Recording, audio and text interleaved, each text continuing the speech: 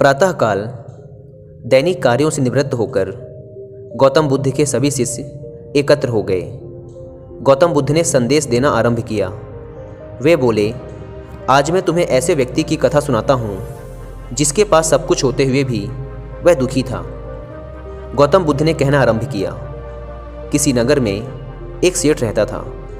उसके पास लाखों की संपत्ति थी, बहुत बड़ी हवेली थी, नौकर चाकर थे। फिर भी सेठ के मन को शांति नहीं थी। एक दिन किसी ने उसे बताया कि यहाँ पास के ही एक नगर में एक साधु रहता है।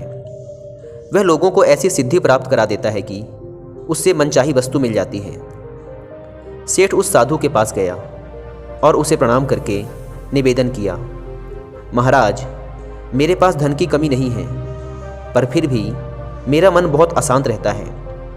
आप कुछ ऐसा उपाय बता दीजिए कि मेरी अशांति दूर हो जाए। सेठ ने सोचा कि साधु बाबा उसे कोई ताबीज दे देंगे या और कुछ कर देंगे जिससे उसकी इच्छा पूरी हो जाएगी और उसका मन हमेशा के लिए शांत हो जाएगा। लेकिन साधु ने ऐसा कुछ भी नहीं किया, बल्कि अगले दिन उसने सेठ को धूप में बिठाए रखा और स्वयं अपनी कुटिया के अंदर छाया में जाकर चैन से बैठा रहा। गर्मी के दिन थे। सेठ का बुरा हाल हो गया। उसको बहुत गुस्सा आया, पर उसने किसी तरीके से खुद को शांत रखा। दूसरे दिन साधु ने कहा, आज तुम्हें दिन भर खाना नहीं मिलेगा।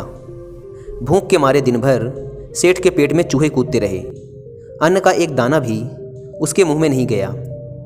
लेकिन उसने देखा कि साधु ने तरह तरह के पकवान उसी के सामने बैठकर बड़े आनंद से खाए। सेठ उस रात बहुत परेशान रहा। वह एक क्षण को भी नहीं सो पाया। उसे नींद ही नहीं आई। वह रात भर सोचता रहा कि साधु तो बड़ा स्वार्थी निकला। तीसरे दिन सवेरा होते ही उसने अपना बिस्तर बांधा और चलने को तैयार हो गया।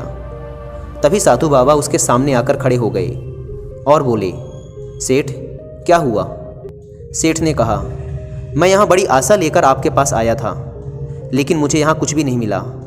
उल्टे मुझे ऐसी मुसीबतें उठानी पड़ी जो मैंने अपने जीवन में कभी नहीं उठाई, इसलिए मैं जा रहा हूँ। साधु हंसकर बोला, मैंने तुम्हें इतना कुछ दिया पर तूने कुछ भी नहीं लिया। सेठ ने आश्चर्य के भाव से साधु की ओर देखा और बोला, आपने तो मुझे कुछ भी नहीं दिया।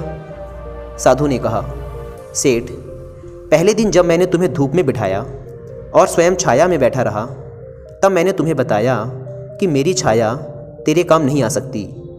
जब मेरी बात तेरी समझ में नहीं आई तो दूसरे दिन मैंने तुम्हें भूखा रखा और स्वयं खूब अच्छी तरह खाना खाया। उससे मैंने तुम्हें समझाया कि मेरे खा लेने से तेरा पेट नहीं भर सकता।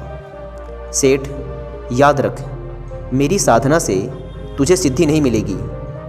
तूने अपना धन अपनी मेहनत से कमाया है और शांति भी तुझे अपने पुरुषार्थ, साधना और अपनी मेहनत से ही मिलेगी। सेठ की आंखें खुल गई। अब उसे अपनी मंजिल पर पहुंचने का रास्ता मिल गया था। साधु के प्रति आभार व्यक्त करता हुआ वह अपने घर लौट आया।